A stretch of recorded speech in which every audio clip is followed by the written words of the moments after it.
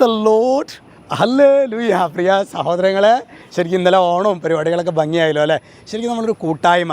ഞാൻ ആദ്യമായിട്ടാണ് സാമ്പാർ കാച്ചൽ പരിപാടിക്ക് ഇന്നലെ ഞാൻ എൻ്റെ നേതൃത്വം എന്ന് പറഞ്ഞു കഴിഞ്ഞാൽ അമ്മ പറയണതനുസരിച്ചിട്ട് കാച്ചാനും പിന്നെ ഓരോ സാധനങ്ങളൊക്കെ സാമ്പാറിലിട്ട് സാമ്പാറിൻ്റെ അവസാന ഘട്ട പരിപാടികൾ അമ്മയുടെ അപ്പം അമ്മ പറയായിരുന്നു, നീ നോക്കി ഓരോ വീട്ടിലും ഈ അമ്മമാരാണ് ഇതെല്ലാം എല്ലാ ദിവസവും തന്നെ അവർ ജോലിയും പരിപാടികളൊക്കെ ചെയ്യുന്നുണ്ടെങ്കിൽ കൂട്ടാൻ കാച്ചുന്നു, ദോശ ചുടുന്നു, ചോറ് വയ്ക്കുന്നു, ഉപ്പേരി തയ്യാറാക്കുന്നു. അപ്പോൾ അമ്മമാരുടെയൊക്കെ ഒരു റോള് വളരെ പ്രധാനപ്പെട്ടതാണെന്ന് ഇതൊക്കെ എന്നെ ചെയ്യിപ്പിച്ച് അമ്മ ഒരു ക്ലാസ്സും എനിക്ക് തരികയുണ്ടായി. അപ്പോൾ നമ്മൾ പ്രത്യേകം ശ്രദ്ധിക്കണം, അമ്മമാരുടെ വലിയൊരു റോള് നമ്മുടെ കുടുംബ ജീവിതത്തിലുണ്ട് എന്നുള്ള കാര്യത്തിൽ ഒരു സംശയവുമില്ല. ഹല്ലേലൂയ.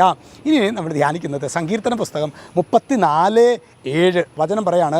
അത് അച്ഛൻ്റെ ശുശ്രൂഷയിലെ ഹൊറബ് മിനിസ്ട്രിയിലെ ഒരു അംഗമാണ് ജോമോൻ്റെ വാഹനത്തിന് ടിയാഗോൻ്റെ പുറകിൽ എഴുതിയിട്ടുള്ള വചനമാണ്. കർത്താവിൻ്റെ ദൂതൻ ദൈവഭക്തരുടെ ചുറ്റും പാളയമടിച്ച് അവർ രക്ഷിക്കുന്നു. അതായത് ദൈവഭക്തരുടെ ചുറ്റും പാളയമടിച്ച് അവരെ രക്ഷിക്കുന്ന ഒരു കർത്താവുണ്ട്. അതാണ് കർത്താവിൻ്റെ ദൂതൻ. ആരാണ്? ദൈവഭക്തരുടെ ചുറ്റും. അതുകൊണ്ട് ദൈവഭക്തിയിൽ നിന്ന് അകന്നു പോകാനായിട്ട് പിശാച് നമ്മെ നിർബന്ധിക്കും. കാരണം എന്താ? ഒരു ദൈവ പൈതൽ ദൈവ വിശ്വാസത്തിൽ നിന്നും യേശുവിൽ നിന്നും അകന്നു പോയാൽ മാത്രമാണ് പിശാചിനെ നശിപ്പിക്കാൻ പറ്റുള്ളൂ.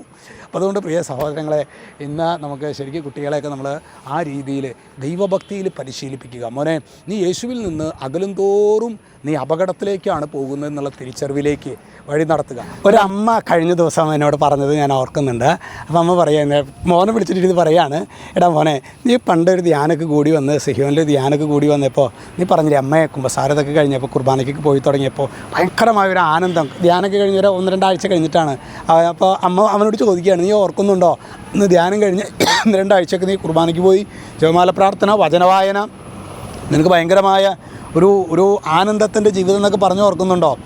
ഇപ്പോൾ അതിനുശേഷം നീ പിന്നെ ഒരു ടൂർ പോയി, ആ ടൂറിൽ ഇച്ചിരി വെള്ളടിച്ചു, അങ്ങനെ പഴയ രീതിയിലേക്ക് വന്നു, ഒരു ശൂന്യത എന്നൊക്കെ പറഞ്ഞില്ലേ? അതാണ് മോനെ, ഈശോയോട് ചേർന്ന് നിന്നാൽ അതാണ് കർത്താവിൻ്റെ ദൂതൻ ദൈവഭക്തരുടെ ചുറ്റും പാളയമടിച്ച് അവരെ രക്ഷിക്കും. ഈ ഒരു കൃപയ്ക്ക് വേണ്ടി നമുക്ക് പ്രാർത്ഥിക്കാം. രക്ഷിതാവായ യേശു ക്രിസ്തുവിൻ്റെ നാമത്തിൽ നിങ്ങൾ ഓരോരുത്തരെയും മുദ്ര ചെയ്യുന്നു, ഇപ്പോഴും എപ്പോഴും എന്നേക്കും. ആമേൻ.